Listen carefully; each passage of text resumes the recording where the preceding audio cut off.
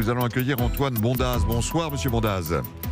Bonsoir. Vous êtes chercheur à la Fondation pour la recherche stratégique, spécialiste de la Chine, enseignante à Sciences Po.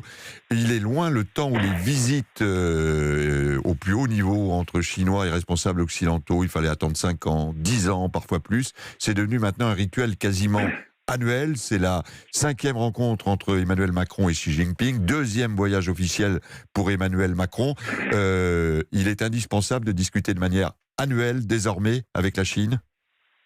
Alors, il est indispensable, dans tous les cas, de discuter avec la Chine à tous les niveaux, que ce soit d'ailleurs au niveau présidentiel, au niveau ministériel, et même au niveau des régions et au niveau le plus décentralisé possible. La décision du président Macron l'année dernière d'annoncer qu'il se rendrait en Chine chaque année était en soi une surprise, puisque ces 10 dernières années, l'objectif de la France était de dire que la Chine était un pays extrêmement important en Asie, un partenaire incontournable, mais que ce n'était pas le seul partenaire en Asie, puisque notamment que ce soit l'Inde, l'Australie ou le Japon étaient des partenaires également importants. La décision du président de se rendre donc chaque année en Chine met la Chine en avant. Ce qui est difficile par contre désormais pour le président français, c'est d'obtenir des résultats à chaque visite, puisqu'il est difficile, notamment lors de la signature de méga contrats, d'avoir de telles signatures chaque année. Alors si on parlait là, on devait avant ce voyage parler d'une visite réussie, quel type de contrat, de signature, d'engagement Emmanuel Macron espère-t-il obtenir du côté de Shanghai,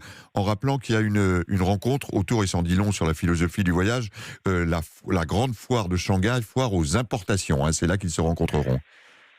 Exactement, c'est la 2e année que cette foire a lieu. L'objectif pour la Chine, c'est de montrer qu'elle est tournée vers le monde et qu'elle fait donc face et qu'elle fait donc fi des critiques américaines. L'Élysée a été extrêmement clair sur les 2 objectifs principaux de cette visite.